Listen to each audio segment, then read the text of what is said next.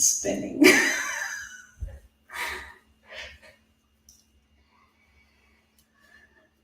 We're having trouble streaming to your destination. Okay, so we're live. This is World Narcissistic Abuse Awareness Day, and it's June 1st, so welcome. And we're so glad that you are joining us today. I'm Bree Von Shea, and I'm here with Don Foy. So if you can hear us, if you can see us, we would love if you just say hello in the comments. Let us know where you're listening from. We'd love to know what part of the world you're joining us from. So welcome, everyone. And like I said, my name is Bree Von Shea, and I'm the founder of World Narcissistic Abuse Awareness Day. And I founded this day 5 years ago in the hopes to bring everybody who is an expert on this topic together in one place to help raise awareness and also provide support resources for survivors. And so this is the 5th year, and today we have a bunch of speakers who have been previous summit speakers, and today they're here with us live. But before I introduce them, I would like to have you learn a little bit about Dawn. Dawn is a previous summit listener, and she's a survivor and an author, and she is also a leadership strategist. So Dawn, please say hello and share a little bit about yourself. Well, hello, Bree. Thank you so much for hosting this summit this year. I'm really excited to be part of the summit in this fashion. I've been behind the scenes volunteering with program support for several years. I found this to be tremendously helpful, and I'm not normally out in front, so I'm certainly delighted to be able to be of support this year. I am a leadership strategist, and I write about leadership strategies, but more importantly, I'm a survivor and I'm an advocate for those who have endured narcissistic abuse. I'm just delighted to be here, and I don't want to hinder us getting right to the agenda. Yes, well, I'm delighted you're here, and you've been such a tremendous help to me behind the scenes these past couple years, and I'm so glad you're in front of the scenes with me this year and helping me do this live stream, because this is my first attempt at a live stream. So, let us know if you're listening so we can, if you can see us. I see that we have some people. So, why don't we introduce the guest? Let's see. So let's go one by one. We have 6 guests. I'm just going to go in order. I'm going to add Tina Fuller. And you guys may know Tina. She's an author, and she has a Facebook page. So Tina, tell us a little bit about yourself. Hi, everyone. And I'm so excited to be here. Thanks, Bree, for inviting me. I am the author of It's My Turn. I also run a support group on Facebook called Narcissistic Parent Answers. And I'm healed from having a fairly high-range narcissistic mother. Okay, well, we're glad to have you. And I'm going to now introduce Lisa Romano. Lisa's also an author, and she has a YouTube channel. And Lisa, why don't you say a few things about yourself? Thank you so much for hosting this. I know a lot of work goes into this, and I really appreciate the effort you put into help narcissistic abuse survivors understand the madness that is the result of being narcissistically abused. So I'm a codependency recovery expert and a narcissistic abuse expert and a best-selling author and a YouTuber that creates online programs that people can follow and use to help them recover. Thank you. Thank you. Okay, and my next guest is Tracy Malone.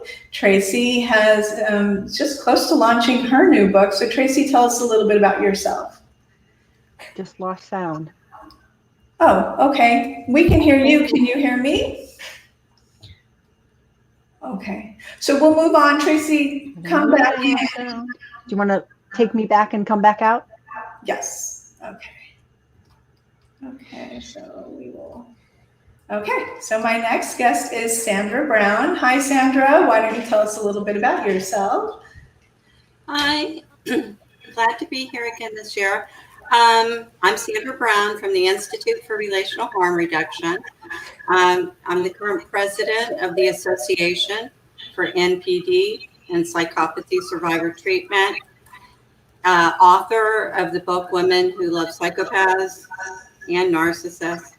I'm a therapist and researcher on the survivor profile to clarify about the issue of codependency versus super traits.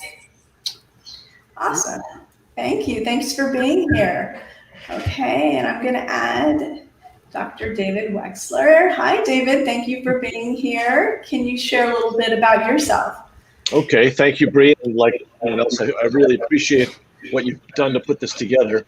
I am David Wexler. I'm a clinical psychologist in San Diego and executive director of the Relationship Training Institute.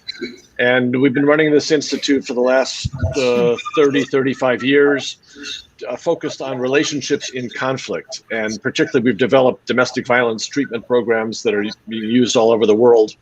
I've written 7 books, all of them focused on some aspect of relationships in conflict, and particularly about men and their issues with relationships in conflict. The STOP program, some of you may be familiar with that, is our domestic violence treatment program.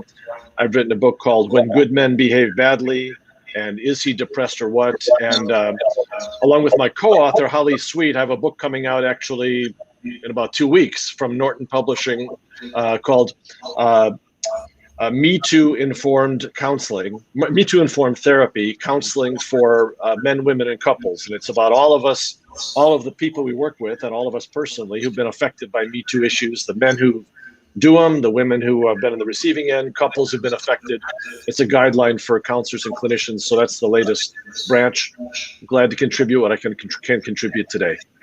Well, thanks for being here. And let's give Tracy a try. And one more time. Hi, Tracy. Can you hear us? Uh-oh. Can you hear me now? I can. Okay.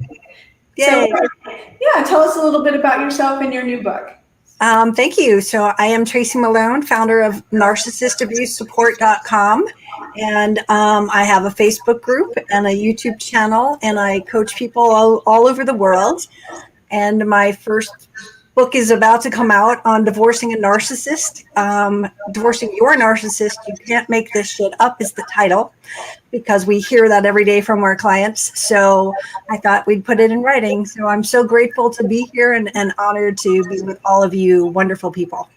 Thank you. Thank you. Okay. And our last guest is Sherry Botwin. And Sherry, why don't you tell us a little bit about yourself? I'm a clinical social worker in Cherry Hill, New Jersey, and I've been specializing in treating men and women in recovery from all types of trauma. My first book came out last November, Thriving After Trauma, Stories of Living and Healing. And I just launched a podcast a couple months ago with Judge Rosemary Aquilina called Warrior Women Speak. And I was a part of this last year and am very happy to be back again this year. So thank you for having me. Thank you. Okay, so I'm getting some comments. There's an echo. So if you guys can mute your mics while you're not speaking, maybe that'll help. So sorry, guys.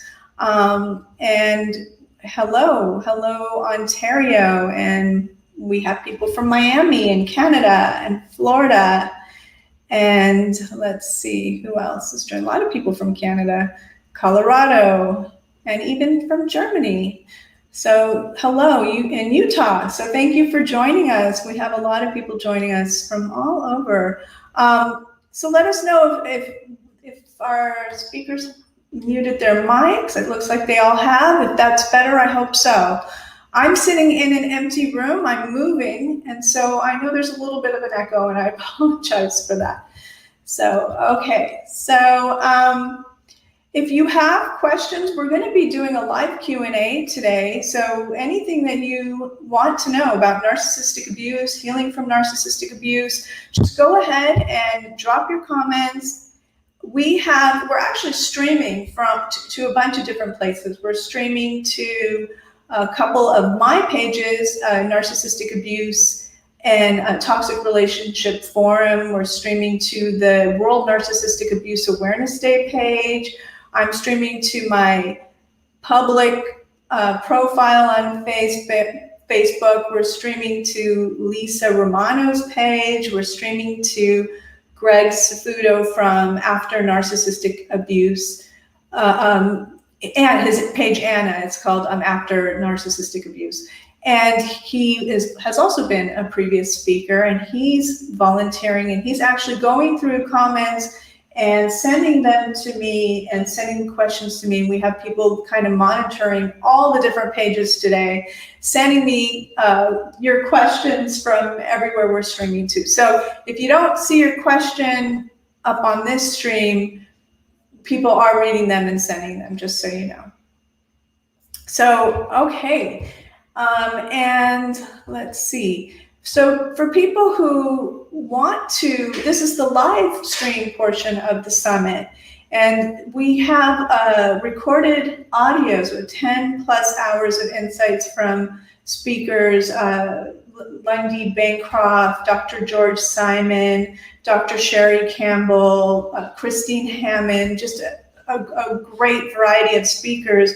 And all of those audios are available to listen to for the next 24 hours. We've been sending people to the World Narcissistic Abuse Awareness website, but unfortunately the traffic is too much and it's not, I think it's like crashed or it's not working. So I'm gonna be popping up some links in the comments for you, and on our Facebook page, which is up there at the top there, you can find it, so that you can, if you want to register, if you want to get access, there's still time. It's going on till tomorrow, June 2nd at about 8 a.m. So you can still register and get access to all of those recorded interviews.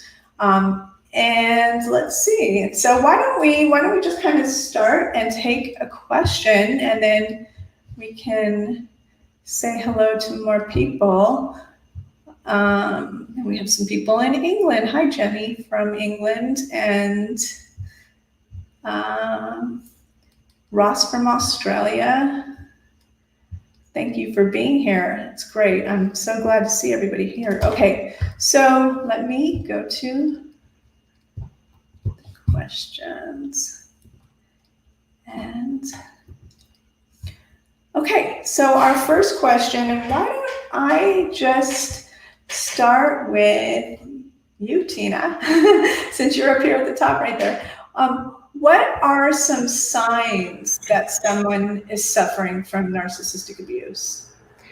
So as the narcissist, or someone who's suffering from the abuse?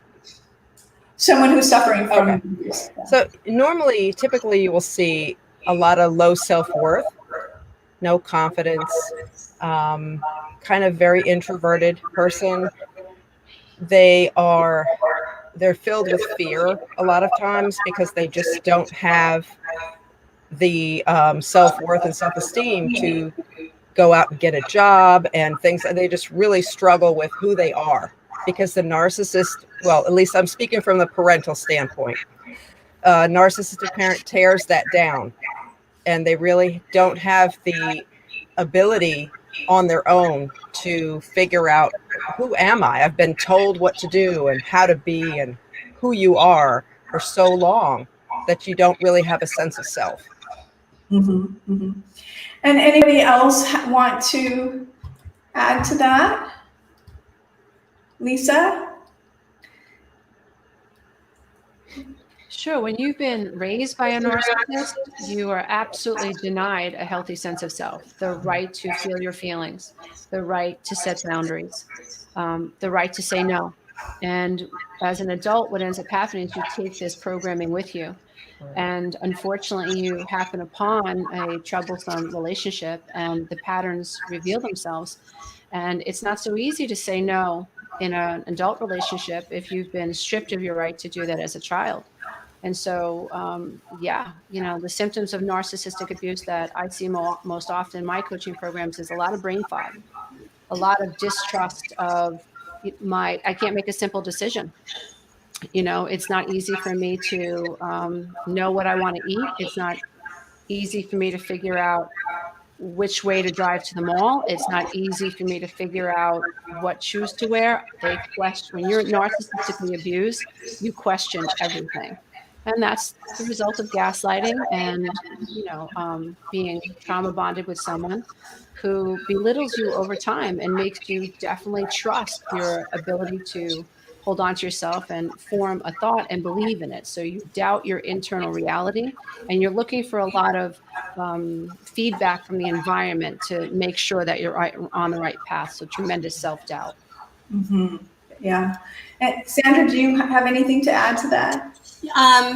Well, our research showed that 75% of the people coming out of these relationships have trauma symptoms or a trauma disorder.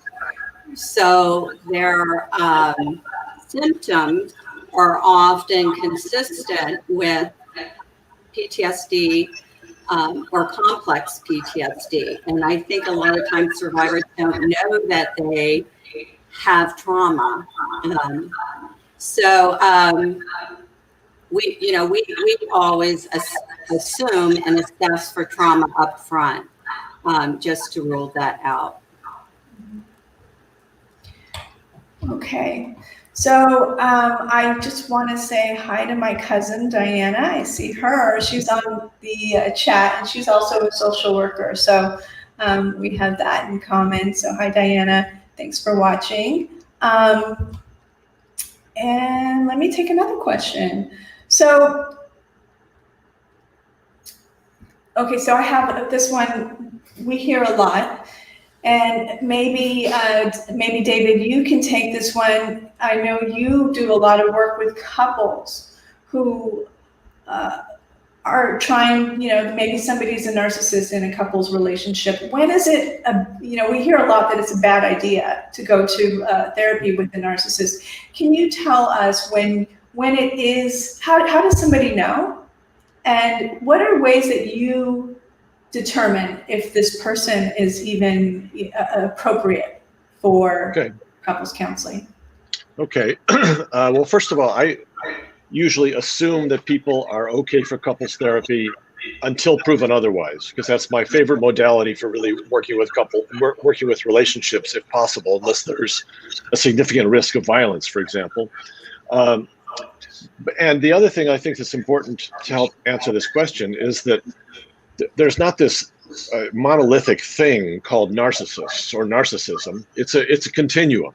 And there are plenty of people who are, somewhat on the continuum of being kind of narcissistic or self-involved, who are very workable, who fall into the relatively normal range of our human imperfection and defectiveness. And then there's this other thing called more hardcore narcissism, and it's the reason for this conference is because of the damaging effects of that. One of the ways that I can tell that this couples therapy is not going to go anywhere is when to put it very simply, it's almost the core definition of narcissism. Everything seems to revolve around one person, and all of the conversations and issues have to do with how he or she feels. And even things I've noticed, like an attempt at an apology, sometimes the apology from a narcissistic person is all about how I realize that I have more work to do, or I feel ashamed of myself, or I feel so bad about what I've done to you, which sounds good, but it's missing the whole understanding of how I've affected you. The you is left out of the equation. And so sometimes a narcissist can look like they're saying the appropriate things, but if you really look more carefully, it's still all about that individual. and conversation after conversation focuses it back on that person. I know this is one couple I worked with recently, and this was not what I would call a true pathological narcissist, but a somewhat narcissist, where every time that his wife would bring up the normal complaints about a relationship, he would feel bad. Which I understand. I feel bad when my wife complains about me. But he would say, how could you do this to me? Why would you bring this up when you know it's going to make me feel bad? And that's all he could think of. It wasn't like, yes, this makes me feel bad, but I realize it's important for us to talk about it, or that you need to talk about it. When somebody seems to be consistently self-referentializing and preoccupied with themselves, that seems to kill the prospects of successful couples therapy. Yes, yeah. Sherry, do you have anything you want to add? I was actually wanting to add to the first question, but I like what you're saying as well. I think one of the things that I've noticed, and I work with a lot of people who have earlier childhood traumas, is that when you're in a relationship with a narcissist and you're feeling like you don't have worth or sense of self, there's this panic feeling that goes off whenever people that I talk to, patients, feel like their partner or their mom or their whoever the narcissist is angry at them. There's this really heightened fear about being abandoned. So I think it's an important piece, because I think it's part of what keeps people stuck in the cycle of attracting to people with these different narcissistic qualities. Definitely. So I have another question, unless anybody has something they want to add. Can I add something? Please go ahead. So I want to go back to the couples counseling idea. And while it's never really a good idea, because if you know that they're going to con the therapist and that sort of thing, there are uses for the therapist that were almost like a mediator. If you're going through a divorce, get some of that out in the open, where you've got an audience, where you've got someone that can validate and maybe get those answers. That's a really good purpose if you're going to it, to really tie into what you wish you could say and you can't. And so get that audience with the therapist to hear you out and give them the opportunity to show their true colors. Like David said, not necessarily hearing what you're saying, but it all being about them. But this is the time where you can hash out some parenting plan details and some things that you might not be able to have a conversation at home about. Mm-hmm. And that kind of brings us to another question people are wanting to know, and that is, how do you go about choosing a therapist that understands the unique dynamics of narcissistic abuse? Because as we all know, we're here today because so many don't, and this isn't a diagnosis or a thing quite yet. At least in the DSM. So what questions should people ask therapists to kind of determine if that therapist is going to be helpful or not? I always tell my clients, just again, going on the sheer number that come out with trauma, is to find someone that is trained in trauma.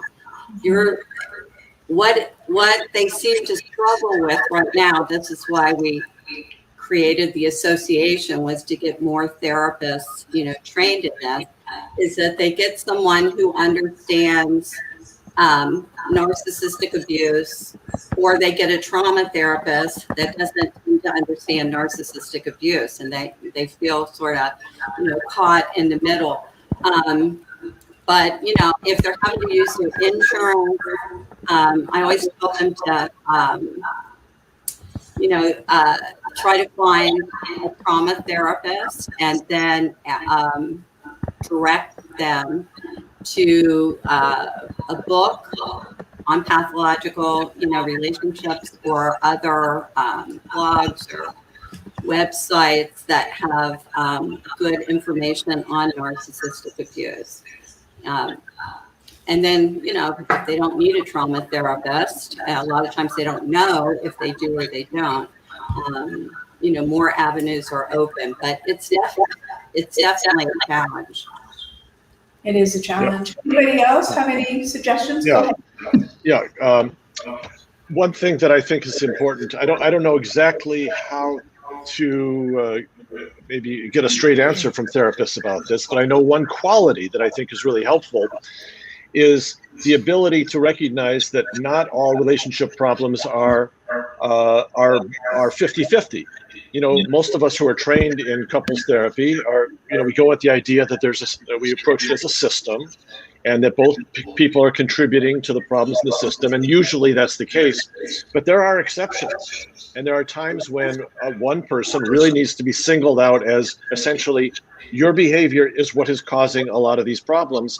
A therapist who's reluctant to make that kind of call is not the best therapist for somebody when there's a narcissistic, highly narcissistic, or other pathological type partner. Some of you may know the work of Terry Real, who's written the book, I Don't Want to Talk About It, and How Can I Get Through to You? He's a real advocate and speaks a lot about this very subject and how important it is to find a therapist who is able to take that stand on the minority occasions when it's really appropriate to do so. That's a good point. Anybody else want to comment? Go ahead, Shari. 1 second, real quick. Sure. Just everybody check your microphones. Make sure they're muted. I'm getting some more comments that there's an echo. So, okay. Go ahead, Shari. The other thing that I was thinking is when you're trying to find the right therapist, I think it's important to try to work with somebody who understands the connection between earlier childhood trauma and how that can lead people down a path of attracting to people who can be abusive. Getting involved in narcissistic abusive relationships. This is something that I see a lot because I work a lot with people who come from families who've been abused as children, and oftentimes one of their parents are or were narcissistic. So to try and find a therapist that has insight into earlier life experiences and how that can lead them down this path of being in abusive relationships as adults. Yes, very true. Very true. So I want to go on and move on to a new question. But before I do, I just wanted to give a shout out because while I'm remembering, Poppy Lee of Poppy Lee Social Media has made such beautiful, awesome memes, and she's been posting them for over a month on all my social media.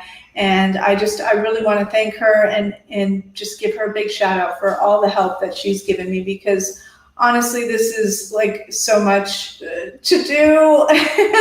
and I really just appreciate her help and so many people who've helped behind the scenes. It really, it's a definite group effort. So thank you, Poppy. I know you're listening. Thank you for all your help. Okay, let's go to another question. And I think this question would be a good one, kind of following about the therapist, is this person is asking, why is it so hard to leave these relationships? Like, why is it so difficult? Why, even though a lot of people don't want, let's say in a romantic relationship, they don't want to be with the person anymore. They just can't stop thinking about that person. They can't stop, wanting to know what that person's up to. Why are these relationships or breakups, not this, regular breakups? Who would like to take that? Tina? Or I know Sandra would take that one in a second. Yeah, I think, am I on? I think part of the problem, people don't even realize that the relationship they've gotten into is their father, is their mother. And so that bond has been broken their entire life. So when they feel that love, what they think is love, coming into them, they want to fix that relationship through their partner, but it doesn't work. Yeah, what feels familiar for sure. Exactly. For sure. Lisa, do you have anything you want to add? I also think the same thing. So oftentimes, we are actually trying to resolve unresolved childhood issues in these adult relationships. And when we're talking about narcissistic abuse, we're being gaslit to believe that everything's our fault. And so we distrust our decision to end the relationship. And we've been demoralized. So we really don't have the confidence to stick with the decision. So intellectually, I think we could know, like, this isn't the right relationship for me. But on an emotional level, it's really hard to believe that we're doing the right thing or just have the stamina or the confidence to move forward, because you literally have to rebuild yourself after this type of relationship from the ground up, financially, emotionally, spiritually, your friendships, your family dynamics, your social network sometimes completely fades away. So it takes a lot to end this relationship, and it can be daunting. Pain versus pleasure. If I associate tremendous pain with the ending of this relationship, well, maybe I'll just stick it out until the kids graduate from high school. It's a default. So it takes a lot. I think the brain likes the familiar. And so it's not easy. And that's why I think that information like this is very valuable, so that people know that they're not crazy. I know he's not good for me, but I can't leave. Well, that's understandable. So information is definitely powerful, and understanding why it's hard to leave is very empowering. Absolutely. Absolutely. I would add that the number one symptom we do know that survivors struggle with is cognitive dissonance, which on the surface just seems like a conflicted feeling. He's good, he's bad, I love, I loathe. But the interesting thing about that is that it is connected to a lot of neuro problems in the survivors, and which ends up affecting the executive functioning part of the brain. So right when they need good decision making, the ability to even make a decision, memory, concentration, a lot of them are getting a double neuro impact. PTSD affects the neuro, networks. And interestingly, cognitive dissonance also affects the same neuro networks. So that they're getting kind of a double whammy, which is why I think that their executive functioning level is so much worse than just someone with PTSD that doesn't have the cognitive dissonance on top of it. So their executive functioning system is, greatly impacted at a time period in which they need all of that in order to be able to disengage. Absolutely. Absolutely. I know, David, you wanted to make a comment. I think another perspective, just to add to what's already been offered here, is really just understanding this from the simple learning theory principles about intermittent reinforcement. That there are nobody who's suffering narcissistic abuse, well, practically nobody, suffers 24/7.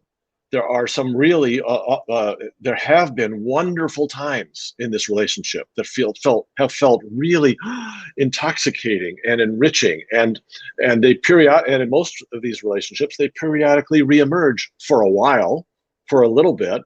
And if we, for everybody who's familiar with the cycle of abuse, Lenore Walker's cycle of abuse, explaining domestic violence victims, part of what is valuable about that cycle is understanding how easy it is to get hooked by the reward of the honeymoon phase of the cycle of abuse, and thinking, oh wow, I can have it now.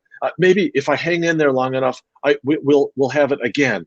And that's great, except for one thing, which is that in order for a relationship to really be be reasonably healthy and valuable, you got to have good times most of the time, not just occasionally.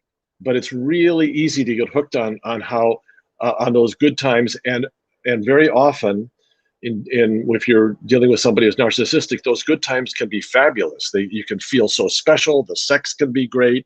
You can feel like the center of that person's universe. You can feel like you're being so close and connected, and then poof, the window closes and it disappears.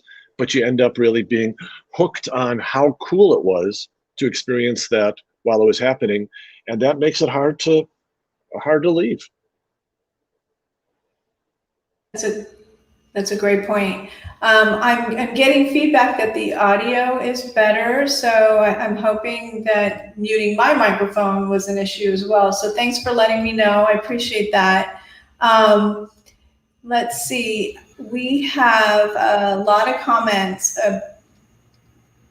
I think, let's see what question we can do about smear campaigns. Does anybody have any thoughts about the best way to handle a smear campaign from either a romantic partner or family member? What about you? What about you, Tracy? Any thoughts? Sure.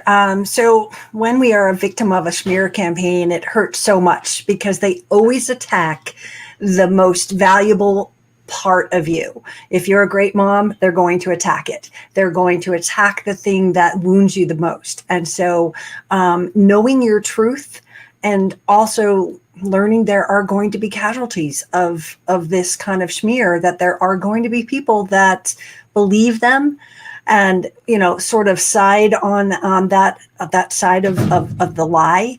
And so understand that there are going to be casualties. And if the people believe those smears and don't really come to you, you have to question the friendship, question the relationship, and say, are they worth keeping? And everybody always gets really afraid with that, and that sort of questioning of somebody's like, am I losing a friend for 45 years or my brother-in-law or something like that? But it doesn't mean that it's forever. Right now, it means they're not on your side and you have to stay pretty far away because they could be used as that flying monkey in the end. Absolutely. Anybody else want to comment or? I'd like to. Lisa. Sorry. I find that in terms of the survivor understanding why the smear campaigns happen, that's where the whole issue about pathology education is really helpful, to the degree that they understand the nature of the disorder. It's why we spend so much time about training on psychopathology, even for the survivor. When they understand the nature of the disorder, we use what we call predicting the behavior. And we'll ask them to go ahead and begin to predict what is going to happen. And a lot of times they will, predict the smear campaign that has happened or will continue to happen through that. But we find, using a lot of understanding the disorder intimately really helps them understand what that is generated out of. The disorder just being itself is what we usually say. That's a great point. Lisa, did you want to say something?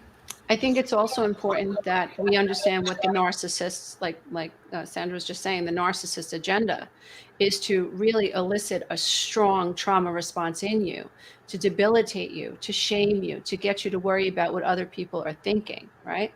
And so it really comes down to doing the best you can, as difficult as it is, to stay in your own lane. This is something that, will subside in time. The less attention you give it, the better. And this is a time where you need tremendous support. This is not a time to go checking their Facebook, checking their Instagram, talking to other people, and keeping this situation alive. This is a time to understand that the entire smear campaign is about getting your attention. And so the least attention you give it, namaste and walk away, is my favorite saying. Okay, I know this is coming. This is part of the pattern of narcissistic abuse. You've triggered someone else's abandonment, and now you're going to pay. And you're discarding me, or you're saying no with this relationship. I'm losing dominance and control over you. Well, now you're going to pay. This is the way I'm gaining power and control over you. So I think we have to know that the goal is to disengage, to take our own energy and to take care of ourselves in that situation as much as possible. Good point. Okay, I see Tina wanting to make a comment. Right. Trying to deal with rationally with irrational people is not going to work. Right. So they're trying to gain all these people on their side so that they feel more confident and more, which of course is shallow, as we all know, but they feel like, see, I'm right. Everybody's on my side. That's just how they think. Absolutely. I want to just say, I see Dr. Vanessa Abernathy's watching us, and I interviewed her for this year's summit, and she's saying that the audio is excellent. So thanks for letting us know. I want to ask you, I have a question now coming in from the Eventi app. I'm looking all over the place because I'm getting questions from everywhere. So we have one from the Eventi app, and they are asking how to help somebody who's suffering from narcissistic abuse. So like a loved one, I know I get emails all the time from parents who have a adult child, who's in one of these relationships, or it could be a sibling. So what do you guys say, or what do you suggest people do if they have a loved one in this situation? How do they help them? Let's go with Sherry. You see me, I'm sort of raising my hand. I think it's such a challenge because when you're a loved one and you're on the outside, you see things so much more clearly and you feel the pain of your loved one. And I think when parents ask me, or friends of victims ask me, how do I get this person to get the hell out of this relationship? What I say is, this is one of those things where we need to stand by and support. And what I try to do is I say, have you tried to talk with him or her about what you're noticing? Have you checked in with them? Have you said to this person, I really want to talk to you and give you some feedback about what I'm noticing about how you seem unhappy, how you seem different, and to be able to maybe point out some traits or behaviors or even feelings that you're picking up on. Because I think, as loved ones, we want to try and fix it. We want to rescue, but that's the last thing that you really want to do in the situation, because that will backfire. We want to empower loved ones to help the people that they love. We don't want to tell them you need to get them out of that relationship, because I think that is part of the dynamic of when you're in that abusive situation.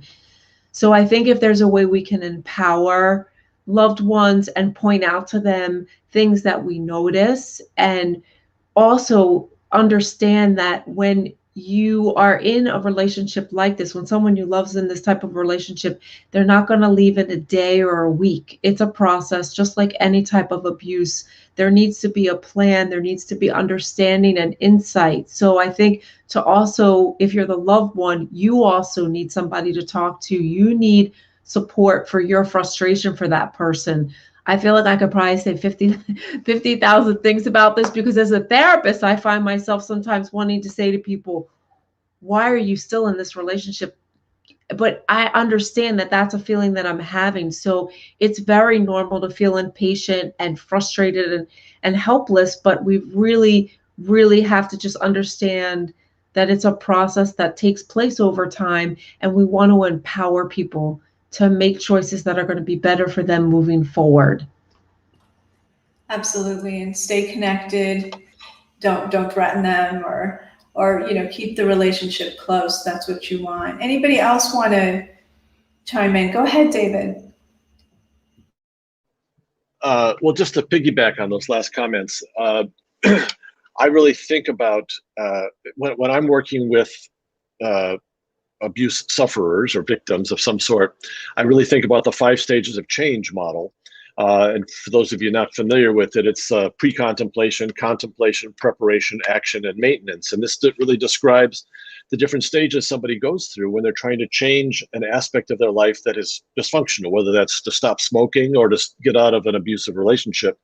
And you can't, what research and clinical practice has told us, and that's true, this applies for us in the mental health professions as well as just loved ones and best friends, you can't shove somebody from one stage of change into the next stage of change. There's nothing we can do to shock them into that awareness.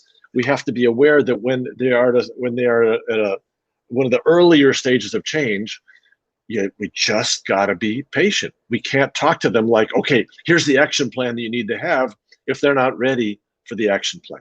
And it really requires a lot of self-restraint and patience and perspective, because those of us who care about the people who are clients or our friends or our family members, we want the best for them, and we want to help them, and we want to protect them, and they're not listening to us. It's like, what's wrong with you? But we have to find a way to somehow rein that in and to recognize that in their own time, most people do find a way to escape from an unhealthy and destructive relationship if we give them the room to go through these stages of change. And just one other little tip with this, I find it helpful. This is some of the principles from motivational interviewing, which is part of the stages of change perspective, is rather than saying, don't you see what this is doing to your kids? Instead saying, let's talk about how the kids have been affected. Tell me more about what you're noticing. So you can ask questions to help them that are not judgmental, as long as you don't say it in a judgmental tone, that can help them say out loud, like, yeah, I don't think this is really very good for the kids. Oh, well, let's try to understand that. The conclusions the person reaches on their own are way more likely to lead to what seems like the desired goal than us trying to inflict the brilliance of our wisdom and our perspective onto the person we care about. I would add education. So most survivors are able to get out or begin the process and moving towards that, like David said, in those stages when they have education. And I think that's why we bother to have blogs and books and YouTubes, and because a big part of that is the educational element when they recognize the seriousness of these types of disorders. This is, when they begin to suspect that this is not just a bad relationship or something like that. So I think education has a big value. It may be you give them a book, you give them a website, when you're ready, here's something you might think about. And so anyway, I just think education is often an impetus to understanding where they take another step. Absolutely. Go ahead, Lisa. I think it's also important that we understand, as the mothers, the fathers, the loved ones of someone who might be in this relationship, that this target is being isolated from you. So when you say something negative about the person that you think is abusive, then the person that's being targeted for the abuse is really put in the middle. And so this really could be seen as a confirmation that, oh, my family's trying to get me away from my boyfriend, or my family doesn't like my girlfriend, which is oftentimes what the abusive person is doing to create isolation. So we have to know this going in. You have to be very, very careful and mindful and cognizant of the way you're approaching this. If you come at this full on, full throttle, then that is going to be seen as a threat, and the target will pull back and feel like he or she is right. You are trying to turn me against my boyfriend. So know that going in. Play it smooth. Be very, very careful. Go ahead, Tina, please. Right. And I have to agree with Lisa on that. It's really important because with my clients, a lot of time, I will tell them in the very first conversation we have, this is not my agenda. This is your agenda. So I make it very clear, don't ask me what to do because I will not give you that answer. The point of coaching is to move you forward with your agenda. And so that's a really good point you made, Lisa. Great point. Did anybody else want to add anything before we move to the next question? Okay. So we are here, all of us are here today to raise awareness about narcissistic abuse. Today is World Narcissistic Abuse Awareness Day. If you've just joined us, this is the live stream portion of the Survivor Empowerment Summit. So it's the recorded audios. There's over 10 hours of insights that you all can listen to. We'll be putting links to sign up. You can still sign up. It's not too late. So that you can listen to those audios until tomorrow at 8 a.m. So they'll be there, and you can just listen to Lundy Bancroft, Dr. George Simon, Christine Hammond, Dr. Sherry Campbell, Debbie Mirza, Wendy Behari, Dr. Vanessa Abernathy, who's joined us today, and so many more. So I just want everybody to know that you can do that. And also, if you are listening and you feel comfortable to help us raise awareness, if you want to just maybe post something on social media, any of your social media with some insight, some aha moment that you've had during this discussion, and just hashtag it with WNAAD and let people know it's World Narcissistic Abuse Awareness Day today. So we would love that if you could share that and just use our hashtag. So let's go to another question. I saw a question from Amanda, who is a great question because we all know that trauma really distorts and can ruin our own sense of trust, our sense of trust in the world, our trust in ourselves. And so Amanda's asking, how do you start trusting your own instincts again, your own judgment again? Who would like to take that one? Just Sandra? Sherry? Go, Sandra, Sherry, and then whoever else wants to take it.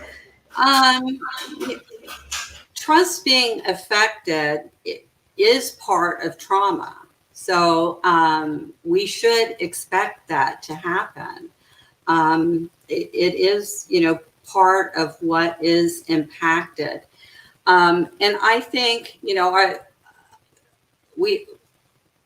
the Institute was involved in research, on the survivor profile. And, part of what we learned from that about the survivor's own personality is their proclivity towards trusting. And so when the trust has been impacted from trauma, it feels so foreign to them. For someone who is, their personality is wired to be trusting. And a lot of times we have this tendency to just want to say, trust your gut. And the problem is that our intuition, isn't a light switch. We don't just, flip it on and it stays on. There's lots of things that impact intuition, including trauma. And when we think about that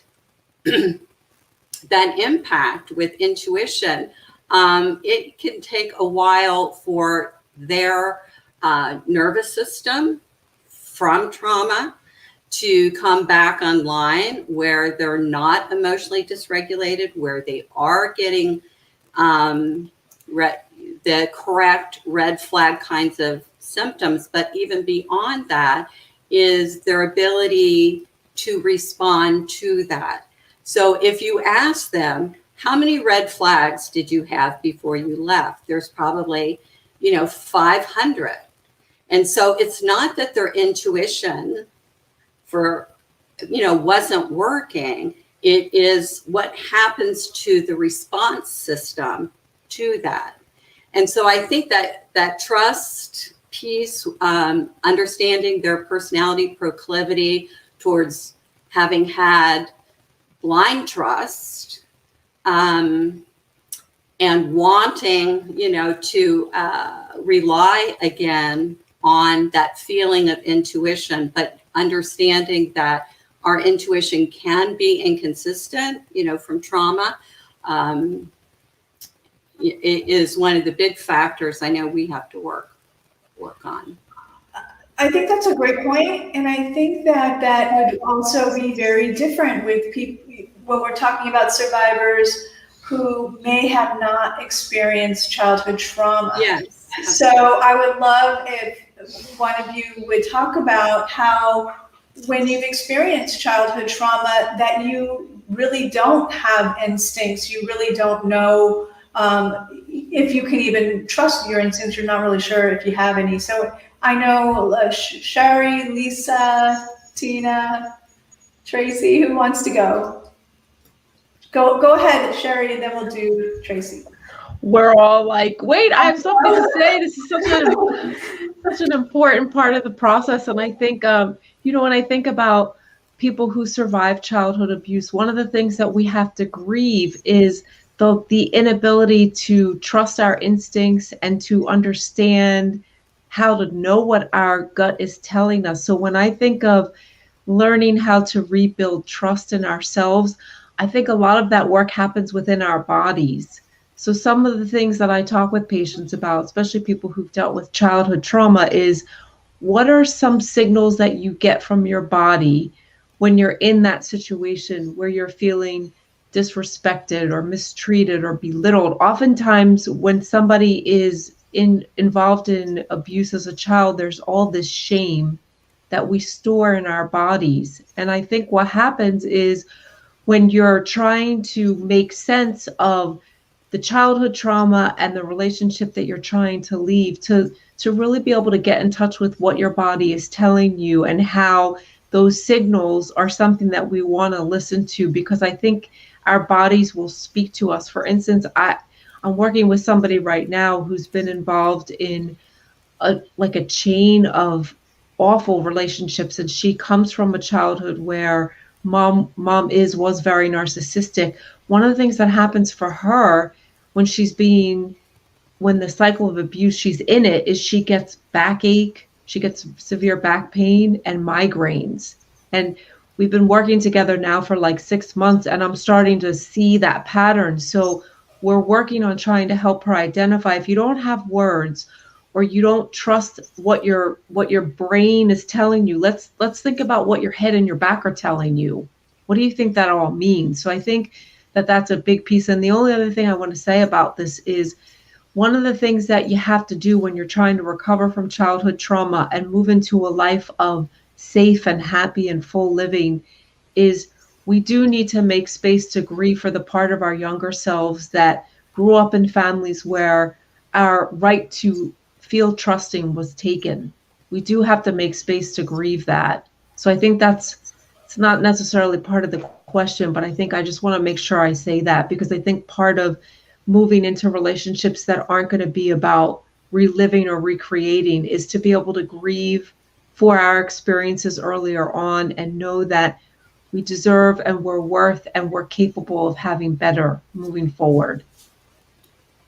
Thank you for that. Go ahead, Tracy.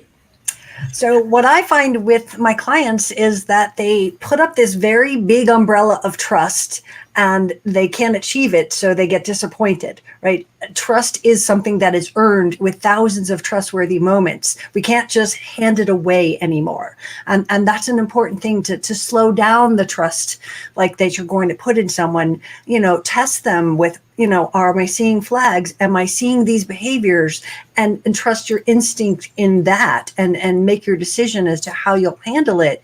But when we sort of put everyone into this whole like bucket, and we don't really know how to make trust happen. Know that if you trust yourself and you've done the work to understand flags, understand your behaviors, understand how you internalize things, and know that if somebody is trustworthy, they are going to be that consistently, and then we will not make as many mistakes. Absolutely. Anybody else have? Go ahead, Lisa, and then we'll move on to the next question. I think it's important when we're talking about trust is to think about, if we're specifically childhood trauma, if you're in a household that continually teaches you that your trauma is invalid, so your feelings are invalid. This feels wrong, but you're taught through these experiences that it's invalid. So it feels like I feel unsafe, but everyone's acting like everything's okay. So it must be me. So this internal reality isn't matching the external reality. And these are the authorities in my life. So I'm a little kid. Who am I going to listen to? My perceptions must be off. So from the time we're very small and we're in these dysfunctional homes, we're actually being wired to distrust these feelings, and we don't really feel them anymore. So now we're externally focused, and we meet someone who is very willing to tell us what to wear, how to dress, how to think, what we should feel, and so on. And we're just swatting down these gut instincts. But if we do the inner child work and we go back and we validate the feelings that we had in those moments that were invalidated, what we'll notice is that in the validating of what was invalidating, we find that there was always this, oh, that was wrong. Oh, that doesn't feel right. Oh, and if we stick with the work, we'll look back, and I forgot who said it, but there were 500 red flags, and I knew it. So now it's, how do I get back into alignment with it so that moving forward, I can come back to trusting myself. So it really is a process. Thank you. Thank you for that. Okay, so we have about 25 minutes left. So if you have a question, go ahead and drop it below. I'm getting questions from other pages that we're streaming to, so I'm going to take some of those.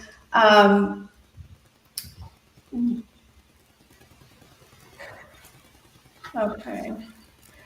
So somebody is asking, why is narcissistic abuse not recognized like other abuse? Why do you think that is? I have some ideas. Who would like to answer that? Go ahead, Shari. I'm sort of smiling because I'm thinking about some of the posts that you have been putting up. And I think the head spinner in being in this type of relationship is you can't show it. You can't go to work and say, look at the pain that so-and-so is causing me. There's not a visible wound. There's not a bruise. So I think that unfortunately is one of the reasons why I don't even think that it's not as recognized. I think the denial that comes with the impact of being in this type of relationship, for people who don't understand it, I think the denial is very strong. And I think this is one of the reasons why doing something like this is so important, because I think we have to have conversations about what narcissistic abuse leaves people feeling. Sometimes patients will say to me, I would much rather that he hit me. It would be so much easier. And I think that, that's why I'm sort of smiling, because I'm thinking about some of the posts. And I would just say to people, if you're going through a relationship where you're feeling like you're being hit with somebody's words or with their anger or with their need to control, that's just as toxic. It's just as impactful. And you're worth so much more than to have to put up with that. I absolutely agree. Okay, so I would add that it's a whole issue, I think, about public pathology education.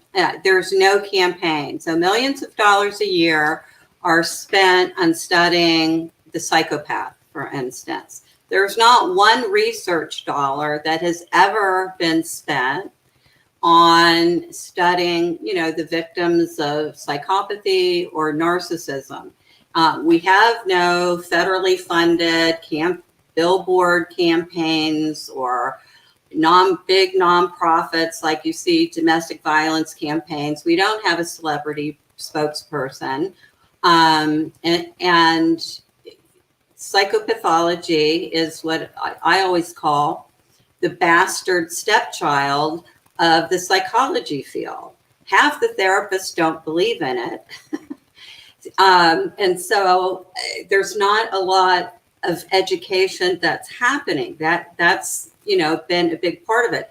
How we became aware of, the signs of domestic violence is because there was a huge campaign, and that's, why you started this day, etc. But we have to know that even though some of us have worked in the field for decades, the awareness part of this is relatively new, and the psychology field, moves at the speed of a turtle, getting up to speed on it, and that we don't have the advantages of some of the other, awareness campaigns with money and,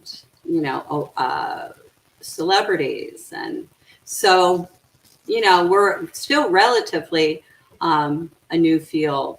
And until I think, the world and the United States makes public pathology education important as an act of prevention, then it's going to continue to be slow.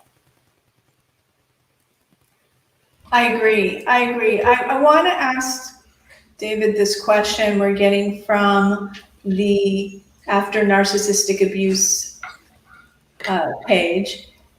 Somebody is asking, are there any tried and true responses to shut down aggressive or toxic people?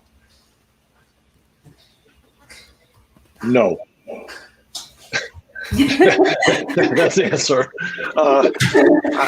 I can't think of anything that would qualify as a definitive yes to that answer. It's really, to state the obvious, it's really challenging and complicated to interrupt somebody's bullying, aggressive, violent, controlling, dominating behavior. And the only strategies we have for shutting that down are slow, incremental, and often unsuccessful and incomplete. So there's nothing I could think of that would fall into the category of here's something that we know really works with these people. That I think is, I appreciate the question because it would be nice if the answer to that were yes, but I think it really, there's no way to simplify that process. Yeah, no, I get the question. I saw a similar question come through, like, is there any way to stop the narcissist in my family from projecting and doing all these behaviors? And the answer is unfortunately right. And so if I could just follow up with that, I think that question sort of implies that we have more power than we do. And I think if there's one thing that really has come through from every one of us panelists and everybody who writes or studies about this subject is that we can't control the behavior of people who are fundamentally very self-centered, out of control, whether that's an alcoholic or somebody with an addiction, or somebody who is a narcissistic abuser and or a domestic violence abuser. The idea that we can do something to get these people to change is it gives us a false sense of empowerment and false sense of responsibility. That doesn't mean that people can't change. I believe it is possible that many, not all, but many people can change. But I think framing the question of what can we do to get through to them is makes it seem like we have more power than we do. I agree. Anybody else want to say anything about that, or we can move on? Go ahead, Tracy. So the bottom line I'm hearing from David and all of us is, of course, we can't change them, and we can only change our behavior. And that is something that people really need to understand. Learn how they trigger you, learn how to shut that down, know that they're doing it for a purpose. And so giving no supply of your emotions to them is going to stop a lot of the behavior or slow them down, because it's not going to be as much fun. So it's sort of like, learn how to control yourself and deal with what you have to deal with, whoever the person is. If you're co-parenting with them, what do I have to do to get through that, versus trying to change them? Because again, they're never going to change, but we can make it easier for ourselves by learning to regulate ourselves and the buttons that they push. Okay, so we have just not so much time. I want to give everybody a chance to add some point that they want to make for today. But let's just take this one question, because I think it is a good one. It's coming from After Narcissistic Abuse Facebook page. And somebody is saying that they're a female, they were married for 40 years plus to a narcissist, and now that they're free, they feel that life has passed them by, and they're just having a really tough time reconciling that. What's your best advice for somebody in that situation? Lisa, and then I see Shari shaking her head yes. So I think it's important to recognize that, time is limited for all of us. And so when we spend our life, it sounds so hippy dippy, but if we're free and we're out, that's really amazing. But I think we have to look at this logically. Does it make sense for me to look in the rearview mirror when life is ahead of me? And how can I make the best out of the rest of my life? How can I really monopolize and really see life as delicious, and see life as, now I have time to do the things that I never could do with a certain sense of freedom that I never felt before. So I think you have to look at this, because emotionally, you might want to, your amygdala gets all hyperactivated, the prefrontal lobe gets knocked offline, and we can't see things very clearly. But I think if we try to see this more logically, I'm out, I have so much time left, and I can spend a lot of time thinking about what I've lost, but I'm losing time as I take on that mindset. So try to look at it that way, and just try to move ahead, and absolutely get support while you are on this path of recovery. thank you. Okay, Sherry, and then David, and then we'll have everybody do some final thoughts. I mean, I'm not sure who wrote in that question, but whoever it is, I say, go you. That's the first thing that I say. And I say, a lot of times people who are in abusive relationships spend years, decades. I mean, I'm thinking of one person in particular as you're reading the comment. I met somebody in her 60s. She was with this guy since she was 22 years old, and she did find a way to leave that relationship, and it's 5 years later, and after spending some time grieving and processing and healing from what she had left, she made space to bring something new into her world. And I think that it's very sad to think about all that we've lost when we survive different types of trauma, but I think it's important to make space to grieve for what was lost and keep moving forward. And the way I look at it is, it's very sad, but at the same time, the silver lining is when you start to actually embrace your life living or feeling free, the joy and the relief and the happy that comes from that, you'll be able to experience that in ways that maybe somebody who never lived through your situation could even understand. So I try to look at it as sort of like the glass half full, and just the fact that you've been able to leave this relationship. You may not have millions of years left of your life, but you're probably going to live the next however many years feeling so much happier and proud and empowered of your bravery to be able to leave after so many years. That's a good point. Okay, David. Yeah, I just wanted to follow up on the cogent comments that you all just made. And of course, it reminds me of the wisdom in the great bumper sticker of today's the first day of the rest of your life, because that's it really, I think that's the way to think about it. And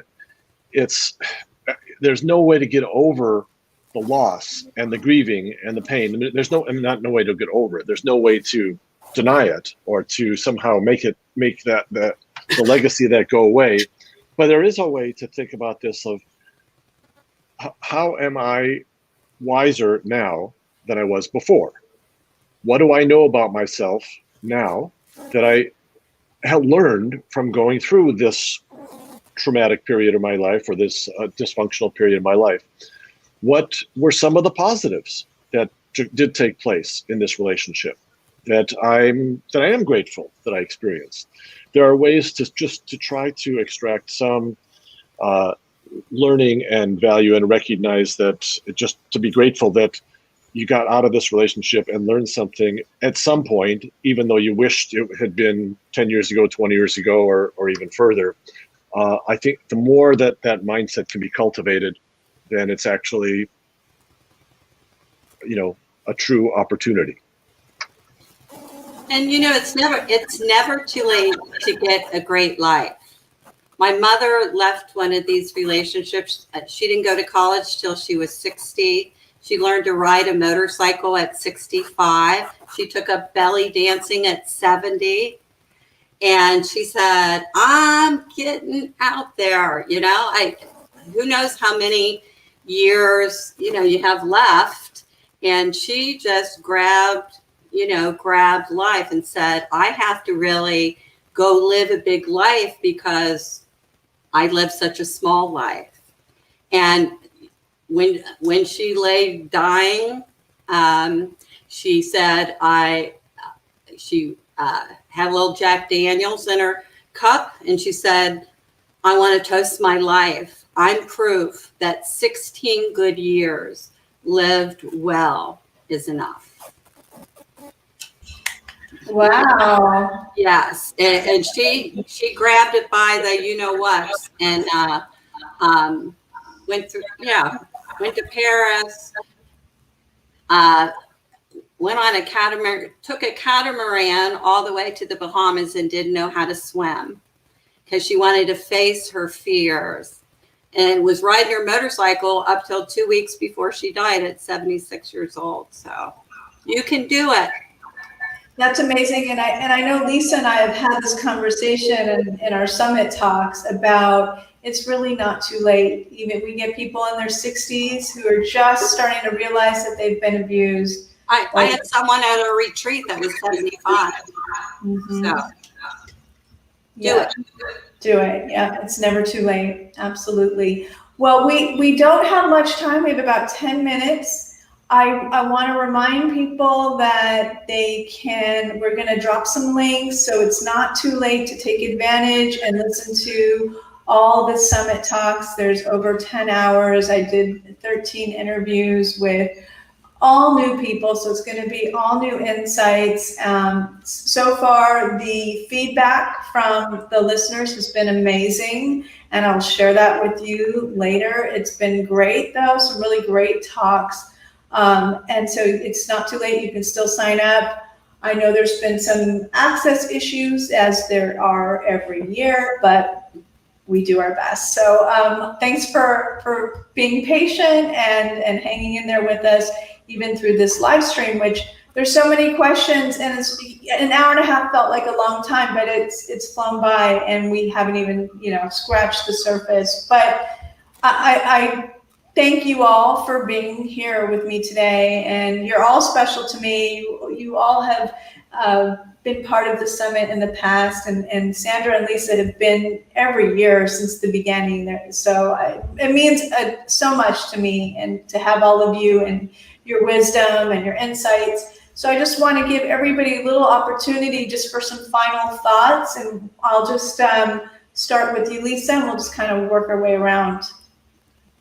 I just want to say thank you so much for creating this space for all of us. And I want to really encourage people that, if you have come from a dysfunctional home, that's not your fault. understand that neurological programming is at play. My tagline is, it's not you, it's your programming. And if you're willing to stick with this process, you can make great strides, and you can learn to deal with these very strong emotions and return to the love that you are, and learn to speak your truth. So know that this is a process. It's not going to happen overnight. Stick with it once you identify it, and never give up.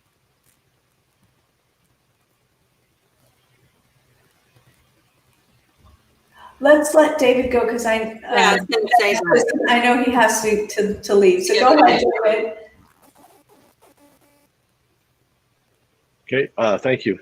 I was thinking about what we know about how narcissists are typically created, and beneath the abusive and controlling and all these other behaviors we're talking about lies a wounded soul who has usually come from narcissistic or absent parenting of some sort, and really feels this kind of emptiness, and that person is desperately trying to seek something that they've needed. And that's all very valuable for us in understanding things, and those of us involved in the treatment world. But when it comes to be in a relationship with somebody like this, my response is, boo-hoo. This is, I'm sorry to hear that. That's only meaning, if I'm in a relationship with somebody like that, it's only meaningful to hear that if the person is saying, here's what I experience. I don't want to project this onto you. I do want to expose my soul to you. And if you catch me in some way blaming you or projecting onto you, I want you to bust me on it, because I want to change that. Then we got somebody we can deal with. But otherwise, just somebody saying, I've had a tough childhood, that does not excuse any of the behaviors that we're talking about. And for those of people who are in relationships, please don't get fooled by or seduced by knowing that the other person happens to be in pain. That's not sufficient to really generate our empathy. Great point. Thank you, David. Thank you. And if you have to drop off, that's fine. Thank you so much for being here. Thank you. Okay, Sandra, and then we'll go to Sherry, and then and Tracy and Tina. I guess we'll just hammer on what I always hammer on, which is many of you will come out of this with trauma. If you feel stuck and you feel like you're not making progress, assess. That helps for you to be able to determine the level of care that you need.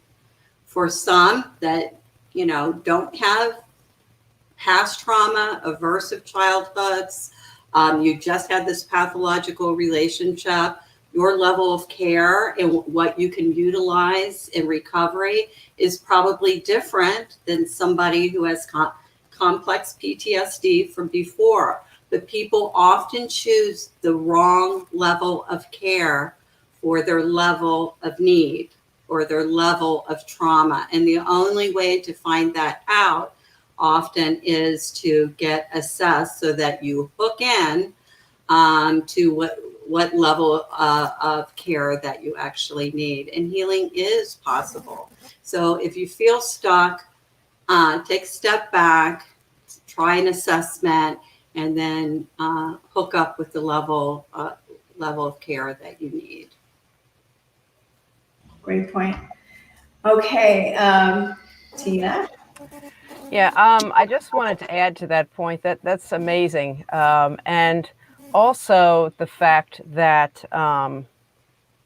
in my line of work, which is life coaching, a lot of times I suggest that my clients get that help for the trauma, because I'm not qualified for that.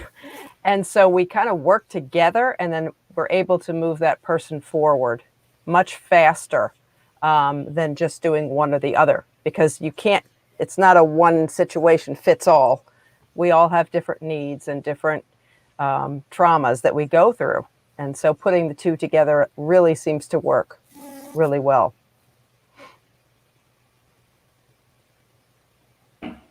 Okay, Sherry. I just, again, want to thank you for the opportunity. And I think what I want to say is if you feel like you're in a relationship like this and you don't know what to do, if you feel like part of you knows you're in an abusive relationship, but another part of you saying, oh, it's not that bad, try and find people to talk to that have been through it. I think one of the worst parts about being in this type of relationship is the isolation, feeling like it must be me, I must be crazy. These are all thoughts that a lot of us have struggled with, especially people who've been through earlier life trauma. So I really think it's very important.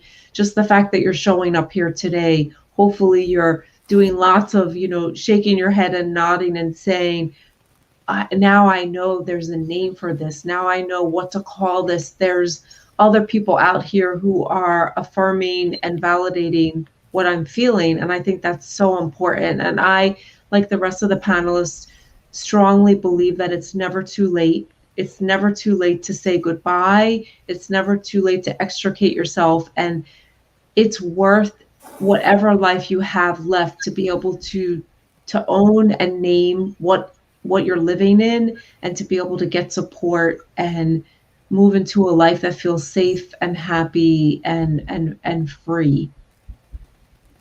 And last but not least, Tracy. Thank you. So as you all were talking, amazing points, and everybody should be heeding everything that's been on this conference today. Thank you so much, Bree, for having me. It's never too late, as Sherry said, to heal.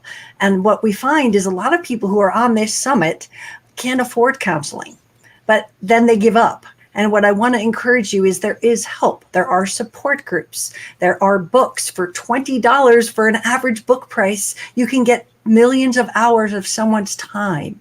Don't forget that. If you can't afford the book, go to a library. There are books out there. There is help for people. So don't give up on the idea that you're just stuck and you're ruminating over and over. Go to YouTube. Find people that can give you this kind of support, and don't give up on it. Because if we keep on listening to this is what a narcissist is, this is what a narcissist is video, we're never moving on to healing. Grab Sherry's book on trauma. Grab some of these books that are out there on healing your parent wound. Get to that core of your abandonment stuff and do the work, even if you can't afford a counselor. There's a lot of great stuff up there. I've got Sandra's book up there. I recommend it every single day. There's just workbooks. There's things you can do. So don't feel like you're trapped and you're stuck because you can't afford help. There's lots of it out there, and tap into those resources, because that's how you change your life and reinvent yourself. It's never too late. I started at 55, and I've never been happier. And that's what we all have to know, is that it is never too late. Just never give up and hold on to everything and grab all the information you can. Great point. Thank you. I love it. And going to just announce, Dr. Vanessa Abernathy has a book today that she's offering for 99 cents until the summit is over, because she understands that narcissistic abuse often involves financial abuse. So she wanted to make it very affordable. And I'm going to put that URL down there for you all. And then also Sherry Botwin, her book that you can see behind, has she's offering that for the hardcover for 20% off. And it includes shipping, and she'll sign it. And if you want to find out more about that, you can email her. So I will put that there. And of course, you can always go to our Facebook page at WNAAD. All the information about the offers here today, to sign up to hear the rest of the summit, or to watch the replay of this live stream will be there. So if you can't get to our our website, because that is having too much traffic, you can go to Facebook and you can get all the information there. So thank you, everybody, for joining us today and helping to raise awareness. we appreciate all of you, and I appreciate all my guests today. So thank you so much. Thank you for Thank having us. you. It's great. Bye, everybody. Bye. Bye.